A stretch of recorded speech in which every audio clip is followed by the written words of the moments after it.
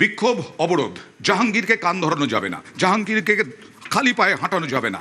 আর এই বিক্ষোভকারীরা যখন হামলা চালানোর চেষ্টা করলো বলে অভিযোগ এই কেন্দ্রীয় বাহিনীর ওপরে, তখন কেন্দ্রীয় বাহিনী এমন মার মারল যে বিক্ষোভকারীরা ছত্রখান হয়ে ছত্রভঙ্গ হয়ে পুকুরে ঝাঁপ দিলেন মার থেকে বাঁচতে, লাঠির আঘাত থেকে বাঁচতে একেবারে পুকুরে ঝাঁপ বিক্ষোভকারীদের। ফলতার ঘটনা, ফলতার পুষ্পাকে ছাড়াতে হামলার চেষ্টার অভিযোগ, কেন্দ্রীয় বাহিনী তাড়াতে একেবারে পুকুরে ঝাঁপ দিলেন পর পর পর পর বিক্ষোভকারী।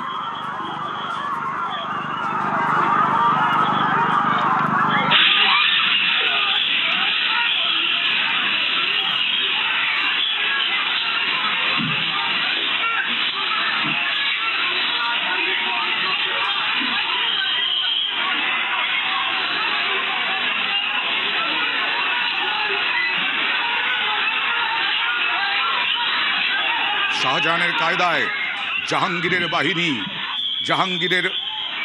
বাহিনী কেন্দ্রীয় বাহিনীর ওপর হামলার চেষ্টার অভিযোগ। বিক্ষোভকারী অবরোধকারীরা তারা হামলা চালানোর চেষ্টা করেন বলে অভিযোগ, এবং তারপরেই কেন্দ্রীয় বাহিনী তৎপর। কেন্দ্রীয় বাহিনী সময় নষ্ট করেনি, একেবারে লাঠি উঁচিয়ে তারা লাঠিপেটা থেকে বাঁচতে পুকুরে ঝাঁপ পর পর পর পর বিক্ষোভকারী অবরোধকারী।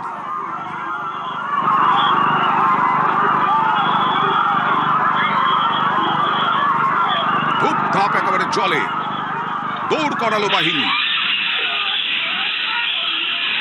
কয়েকদিন ধরেই জাহাঙ্গীরকে রাস্তায় হাঁটাচ্ছে, ক্ষমা চাওয়াচ্ছে কেন্দ্রীয় বাহিনী, কান ধরাচ্ছে কেন্দ্রীয় বাহিনী, সঙ্গে পুলিশ। আর আজকে সেগুলো করা যাবে না। এই অভিযোগে, এই দাবিতে একেবারে হামলার চেষ্টার অভিযোগ।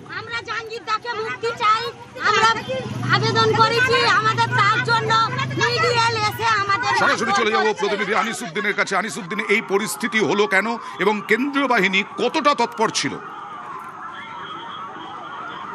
একেবারেই কেন্দ্রীয় বাহিনীর তৎপরতা চোখে পড়ার মতো, এবং এই যে পরিস্থিতি, অর্থাৎ উত্তাল পরিস্থিতি যেখানে পুলিশের এবং কেন্দ্রীয় বাহিনীকে লাঠিচার্জ করতে হয়, কারণ এলাকার অর্থাৎ ফলতা এলাকার যে নপুকুরিয়া রয়েছে, মল্লিকপুকুর গ্রাম পঞ্চায়েত রয়েছে এবং যে বনহোগলা এলাকা রয়েছে, এই সমস্ত একাধিক জায়গায় সকাল থেকে দুপুরের পর থেকে বিভিন্ন জায়গায় যারা জাহাঙ্গীরের অনুগামী ছিলেন, যারা তৃণমূল কর্মী সমর্থক, তারা বিভিন্ন জায়গায় পথ অবরোধ করেন এবং তাদের একটা দাবি যে জাহাঙ্গীর খানকে যেভাবে তাকে কোমরে দড়ি বেঁধে এবং হাফ প্যান্ট পরিয়ে রাস্তায় ঘোরানো হচ্ছে তা অবিলম্বে বন্ধ করতে হবে এবং জাহাঙ্গীরের মুক্তির দাবি করা হচ্ছিল। এবং এই তাদের যে পথ অবরোধ, দীর্ঘক্ষণ পথ অবরোধের জেরে বিভিন্ন জায়গায় যানজটের সৃষ্টি হয় এবং অবরুদ্ধ হয়ে পড়ে রাস্তা।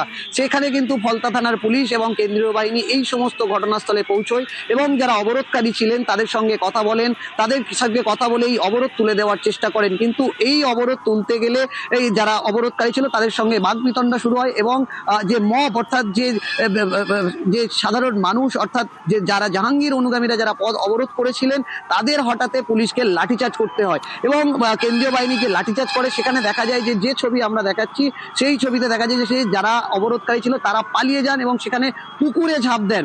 বর্তমানে পরিস্থিতি অনেকটাই নিয়ন্ত্রণে আনা হয়েছে এবং আসবো, তবে স্থানীয় বাসিন্দারা যারা বিক্ষোভকারী অবরোধকারী তারা কি বলছেন একবার দেখাবো।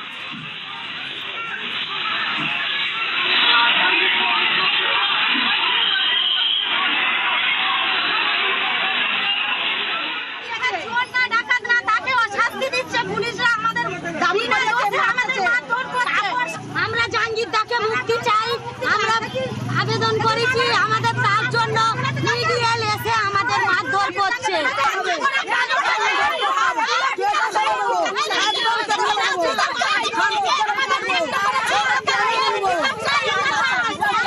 আমরা জাহাঙ্গীরের মুক্তি চাই। রুল নামে প্রতিনিধি রুল না বলে বেতন মেরেছে আমাদের পুলিশ, হাতে মেরেছে, কোমরে মেরেছে। মানবো না।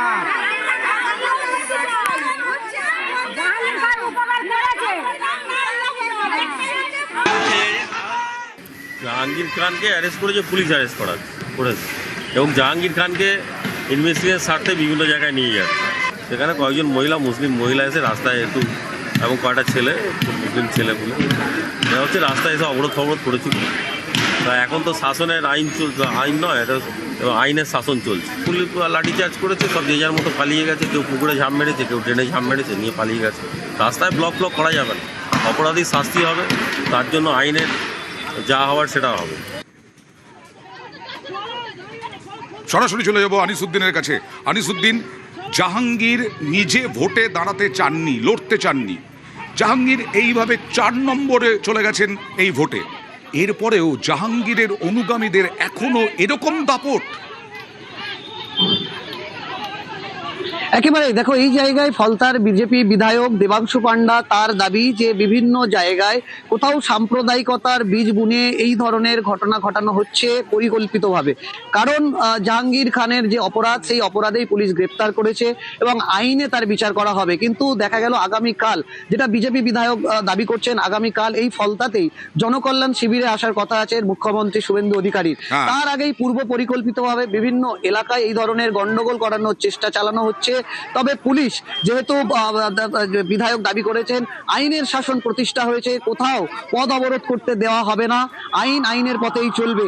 এবং যেহেতু আগামীকাল ফলতাতে মুখ্যমন্ত্রী শুভেন্দু অধিকারী আসছেন, সেই বিষয়টার পরে কিন্তু পুলিশকে নির্দেশ দেওয়া হয়েছে যথাযথ ব্যবস্থা নেওয়ার জন্য।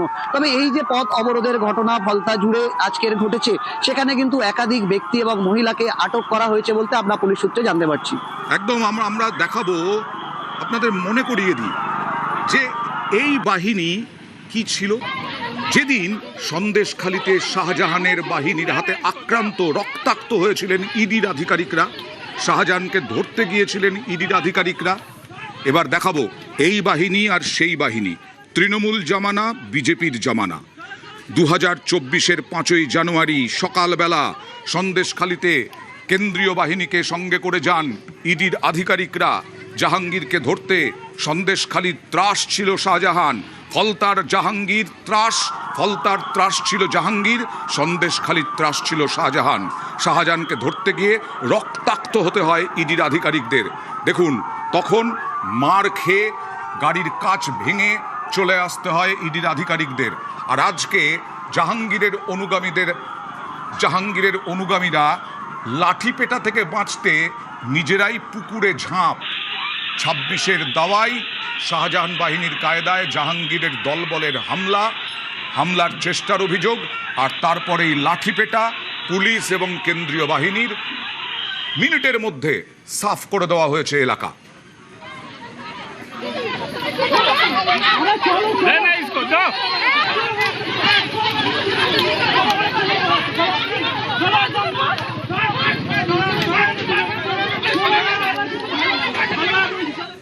অভিষেক বন্দ্যোপাধ্যায়ের পিএ সুমিত রায়, তার বিরুদ্ধে এবার লুকআউট নোটিশ জারি। কারণ লুকআউটের নোটিশের জন্য আবেদন করা হয়েছিল, এর আগেই গ্রেফতারি পরোয়ানা জারি হয়েছিল। সুমিত রায় পিএ অভিষেক বন্দ্যোপাধ্যায়, তিনি কোথায়, কেন তিনি লুকিয়ে বেড়াচ্ছেন, এই প্রশ্ন বারবার উঠছে। সরাসরি চলে যাব প্রতিনিধি অনুপের কাছে। অনুপ, কি খবর আছে? লুকআউট নোটিশ তো জারি হলো, এবার সুমিত রায় কেন এরকমভাবে লুকিয়ে বেড়াচ্ছেন, তার বিরুদ্ধে বড়সড় অভিযোগগুলো কি কি?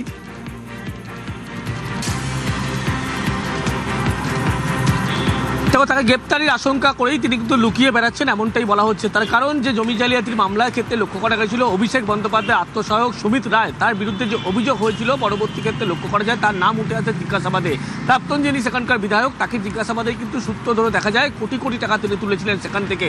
এবং পরবর্তী ক্ষেত্রে দেখা যায় জেলা পুলিশের পক্ষ থেকে অভিষেক বন্দ্যোপাধ্যায়ের যে বাড়ি, কালীঘাটের বটুয়াপাড়ার বাড়ি, সেই বাড়িতে তল্লাশি অভিযান তারা করতে এসেছিল, খুঁজতে এসেছিল অভিষেক বন্দ্যোপাধ্যায় আত্মসহায়ক সুমিত রায়কে। কিন্তু অভিষেক বন্দ্যোপাধ্যায় আত্মসহায়ক সেদিন থেকেই গা ঢাকা দিয়েছিল, তার কোনোভাবে খোঁজ পাওয়া যাচ্ছিল, ফোনের টাওয়ার লোকেশন যেমন কোনোভাবে তার বাড়ি ছিল কোনোভাবে পাওয়া যাচ্ছিল না। পরবর্তী ক্ষেত্রে তার বারবার বিভিন্নভাবে কিন্তু খোঁজ করা হয়েছিল, এমনকি কলকাতা পুলিশ, বিধাননগর পুলিশের সঙ্গে জেলা পুলিশ যোগাযোগ করেছিল, অ্যালার্ট করা হয়েছিল সুমিত রায়ের খোঁজ পাওয়ার জন্য, তারপরেও খোঁজ পাওয়া যায় না। শেষমেশ গ্রেপ্তারি পরোয়ানা কিন্তু তার বিরুদ্ধে জারি করা হয় আদালত থেকে, জেলা পুলিশের পক্ষ থেকে। তার পরবর্তীতে লক্ষ্য করা যায় শুধু জেলা পুলিশ নয়, বেঙ্গল এসটিএফের পক্ষ থেকেও কিন্তু এই সুমিত রায় যে আত্মসহায়ক অভিষেক বন্দ্যোপাধ্যায়, তার খোঁজ করা হচ্ছিল। তারপরেও যখন বেপাত্তা ছিল এবং মনে করছে জেলা পুলিশের পক্ষ থেকে পশ্চিম মেদিনীপুর এবার সুমিত রায় কিন্তু বাইরে ভিন রাজ্যে বা ভিন দেশে পালিয়ে যেতে পারে, সেই কারণে তার বিরুদ্ধে লুকআউট নোটিশ জারি করা হলো। ইতিমধ্যে জেলা পুলিশের পক্ষ থেকে আদালতে দ্বারস্থ হয়েছিল। মনে করছে যে তিনি এখনো পর্যন্ত ভিন রাজ্যে পালাননি বা ভিন দেশে পালাননি, তিনি এখানেই আছেন।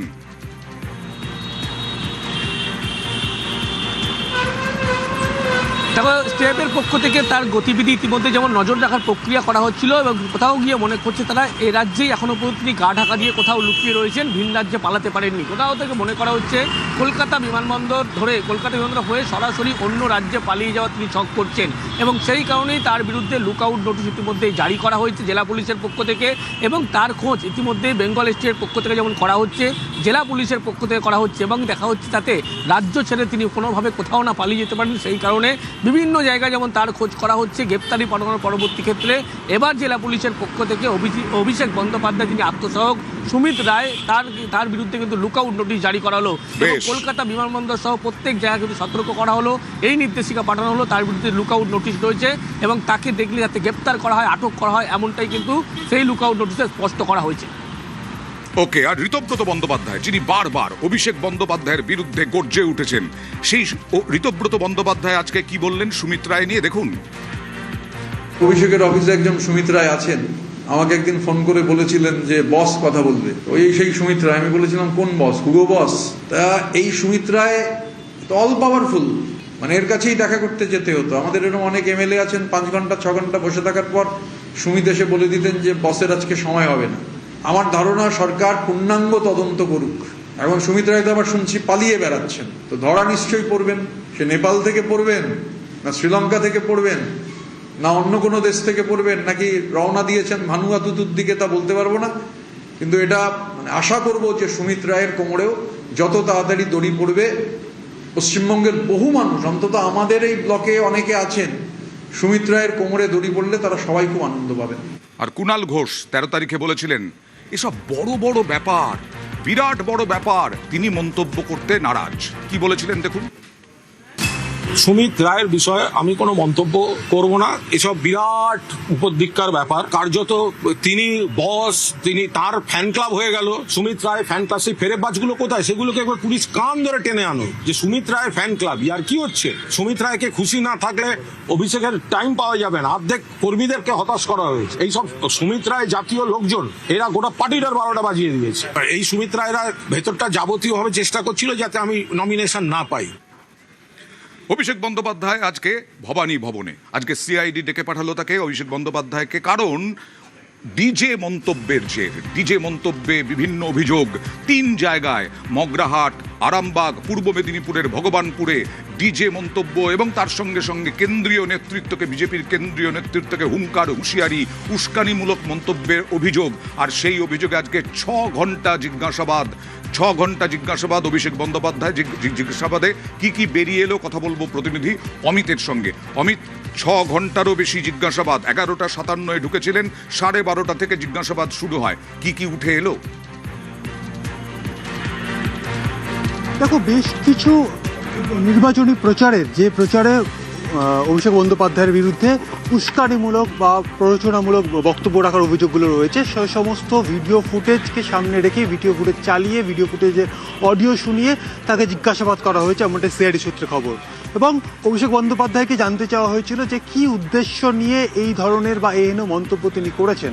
সেক্ষেত্রে সিআইডি সূত্র থেকে দাবি করা হচ্ছে যে রাজনৈতিকভাবে তিনি নির্বাচনী প্রচারে তিনি অংশ নিয়েছিলেন এবং সেখানে তার দলীয় কর্মীদের উদ্বুদ্ধ করার যে উদ্দেশ্য নিয়ে কিন্তু তিনি এহেন মন্তব্য করেছেন। তার কোনো রকম উদ্দেশ্য ছিল না কোনো গণ্ডগোল হোক বা কোনো অশান্তির বাতাবরণ তৈরি হোক, এমনটাই তিনি সিআইডি আধিকারিকদের কাছে দাবি করেছেন।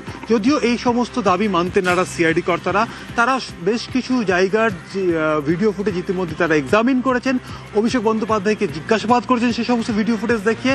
সেক্ষেত্রে জলঙ্গির ভিডিও ফুটেজ তার মধ্যে রয়েছে ভগবানপুরের ভিডিও ফুটেজ, তার মধ্যে রয়েছে মগরাহাটের ভিডিও ফুটেজ, আরামবাগের ভিডিও ফুটেজ। যে সমস্ত ভিডিও ফুটেজে দেখা গিয়ে তাকে অভিষেক বন্দ্যোপাধ্যায়কে মন্তব্য করতে শোনা গিয়েছে, ডিজে মন্তব্য বা 4 তারিখের পর ডিজে বাজবে, এই ধরনের মন্তব্য যে সমস্ত তিনি জনসভায় তিনি করেছিলেন, সেই সমস্ত ফুটেজকে সামনে রাখা, সেই সমস্ত ফুটেজে তার যে বডি ল্যাঙ্গুয়েজ দেখা গিয়েছে, সেই সমস্ত বডি ল্যাঙ্গুয়েজগুলোকে তাকে দেখানো এবং সেই সমস্ত দেখিয়ে তাকে জিজ্ঞাসাবাদ করা হয়েছে। তবে এখনো এই মামলা তাকে ডেকে পাঠানো হবে কিনা দেখো, এই বিষয়টি জানাচ্ছিলাম যে তাকে এখনো পর্যন্ত পরবর্তী ক্ষেত্রে এই মামলা তলব করার সিদ্ধান্ত এখনো নেওয়া হয়নি। আজকে তার বয়ান রেকর্ড করা হয়েছে, সমস্ত কিছু এক্সামিন করে খতিয়ে দেখে পরবর্তী সময়ে সিদ্ধান্ত নেওয়া হবে সিআইডির তরফে। বেশ, আর কেন, কোন পরিপ্রেক্ষিতে, কিসের জন্য অভিযোগ, ডিজে মন্তব্য কোথায় কোথায় করেছিলেন একবার দুটো জায়গায় দেখাই, ভগবানপুর আর আরামবাগ। দেখুন। আমি অমিত শাহকে বলবো, গুজরাটের কোন গুন্ডা এসে বাঙালিকে ভয় দেখানোর মতো এখনো সৎসাহস ভারতের মাটিতে কারোর জন্ম হয়নি। আর আপনার যদি বুকের পাটা থাকে আর আপনি যদি বাপের বেটা হন, 4 তারিখ দুপুরে কলকাতায় আর বাংলায় থাকবেন, 12টার পর দেখা হবে অমিত শাহ, কথা দিয়ে যাচ্ছি। 4 তারিখ সন্ধে অবধি অপেক্ষা করতে হবে না, 1টার পর থেকে ডিজে বাজবে রবীন্দ্রসঙ্গীতের সুরে। কে কত বড় নেতা আমি তালিকা তৈরি করে রেখেছি, ব্লক ধরে ধরে, পঞ্চায়েত ধরে ধরে, সুদে আসলে হিসেব হবে। 4 তারিখ 12টার পরে কোন জল্লাদের কত ক্ষমতা আর কার দিল্লির বাবা কাকে বাঁচাতে আসে আমি 4 তারিখ দেখব। আর অভিযোগকারী রাজীব সরকার কি বলছেন দেখুন। একজন এমপি, যে কোনো এমএলএ তারা কখনোই এইরকম উত্তেজনামূলক ভাষণ ভোটের সময়, বিশেষ করে ভোটের সময় দেওয়া যায় না, যেখানে ওনারা বলছেন যে আমরা দেখে নেবো 4 তারিখের পরে ডিজে বাজাবো, বা যে এই ধরনের যে কোনো বক্তব্য বলা যায় না। আর গ্রেফতারির দাবিতে সরব দিলীপ ঘোষ। সব তো শুরু হয়েছে না, রাস্তা হাঁটতে আরম্ভ করেন, কে আগে পৌঁছাবে কে পরে পৌঁছাবে, রাস্তা তো খোলাই আছে। এতদিন লোকে ভয়ে কমপ্লেন করতো না, এখন কমপ্লেন আসছে, আর অনেক কমপ্লেন আসবে। আর যেরকম যোগ্য তথ্য আসবে সে অনুযায়ী পুলিশ কাজ করবে। ইডি, সিআইডি সবেতেই একেবারে সাঁড়াশিক জালে অভিষেক বন্দ্যোপাধ্যায়। রবিবারে গেলেন সইজাল কাণ্ডে ভবানী ভবনে সিআইডি তলবে, 15 তারিখ গেলেন নিয়োগ দুর্নীতিতে ইডির তলবে, এবং ইডির তলবে গিয়ে 11 ঘন্টা জিজ্ঞাসাবাদের মুখে থাকতে হলো। ইডি দপ্তরে থাকতে হলো 11 ঘন্টা, আজকে সিআইডি দপ্তরে অর্থাৎ ভবানী ভবনে থাকতে হলো 6 ঘন্টা অভিষেক বন্দ্যোপাধ্যায়কে।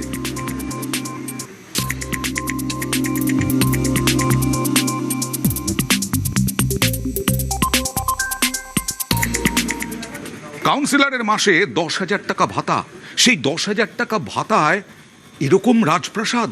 দেখুন তো, কাউন্সিলর অনন্যা বন্দ্যোপাধ্যায়।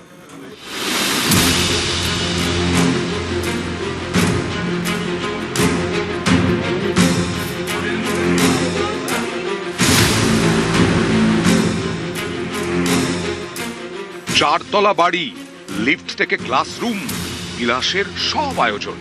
বাড়ির সামনে পেল্লাই হাতি, এলাকার লোক বলেন হাতি বাড়ি।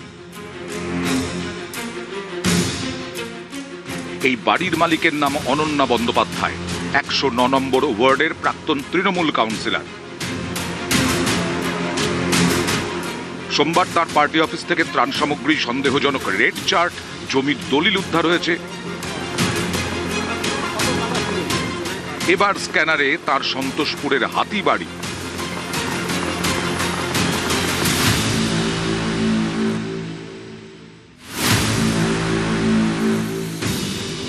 এ যেন বাড়ি নয়, এক রাজপ্রাসাদ। ছবিটা দেখলেই কার্যত স্পষ্ট, একদম সন্তোষপুর রোড, তার ওপরেই এরকম বৃহৎ একটি অট্টালিকা। গত 4 বছর আগে এখানেই এই বাড়িটি তৈরি হয়, এবং জাঁকজমকপূর্ণ এই হাতির একটি প্রতীকী সামনে দেওয়া বাড়ি। স্থানীয়দের দাবি, আগে এখানে একটি দোতলা বিয়ে বাড়ি ছিল, ধীরে ধীরে মাথা তুলে দাঁড়িয়েছে এই অট্টালিকা। 4 বছর আগে যে মালিক ছিল, সেই মালিকের তো অনেক পুরানো বাড়ি, 30-35 বছর আগের যে মালিক ছিল ও বিক্রি করে দিল অনন্যা ব্যানার্জির কাছে। ও আগে তো 3 তলা ছিল, তারপরে অনন্যা ব্যানার্জি এটাকে ঠিকঠাক করে।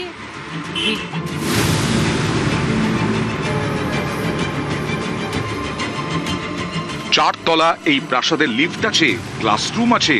স্থানীয়দের দাবি, বাড়ি কেনার পর থেকেই চলছে সাজসজ্জা, কাজ আর শেষ হচ্ছে না। এটার ভিতরে তো খুব সুন্দর, ভিতরে কাচের সব খুব সুন্দর করেছে। আমি মোটামুটি বছর 3 আমি দেখছি, এটা তো একটা প্রাসাদের মতন বাড়ি করেছে। এই বাড়িতে ভাড়া দেয়, এখন বন্ধ আছে। এখন বন্ধ মানে কোনোদিন বিয়ে বাড়ি এখনো ভাড়া হয়নি, এখনো ভাড়া দেয়নি।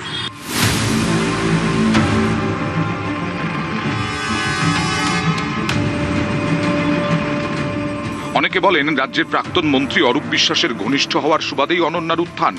বাড়ির পাশের জমি দখলেরও অভিযোগ রয়েছে তৃণমূলের অনন্যার বিরুদ্ধে। পালাবদলের পরেই সরব স্থানীয়রা। একটা বিধতালা বিয়ে বাড়ি ছিল, এইটা চোখের সামনে ভেঙে তৈরি হলো। অনন্যা ব্যানার্জি মালিক, 109 নম্বর কাউন্সিলর। হ্যাঁ, দাপট তো ছিল, দাপট ছিল না। 109 নম্বর ওয়ার্ডে সবাই ভয় পেত। অরূপ বিশ্বাসের ডান হাত। হ্যাঁ, লিফট আছে তো, লিফট আছে। পেছনে করে জমিটি জবরদখল, হ্যাঁ জবরদখল করে নিয়েছে হেমময় চ্যাটার্জি। মানে ভয় দেখিয়ে নি, কম দামে, খুব কম দামে নিয়ে নিয়েছে।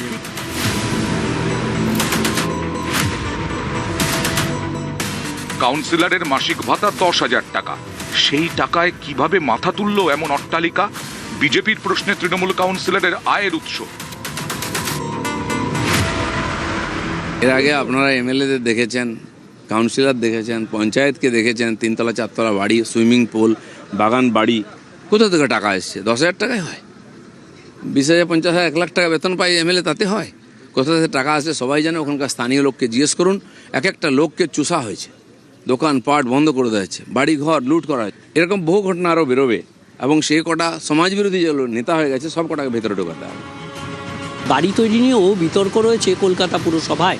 তবে সবথেকে উল্লেখযোগ্য হলো অনন্যা ব্যানার্জির এই সম্পত্তি, তার এই উত্তরোত্তর শ্রীবৃদ্ধি কিভাবে? অভিনয় এবং মডেলিং তার পেশা কিন্তু একই আছে। তাহলে তার এই অর্থনৈতিক শ্রীবৃদ্ধির কারণ কি? সেটাই প্রশ্ন জনসাধারণের। ক্যামেরায় রাজীব কুমার সিং ও দীপঙ্কর মল্লিকের সঙ্গে বিশ্বজিৎ সাহা ও রৌনক দত্ত চৌধুরী, নিউজ 18 বাংলা।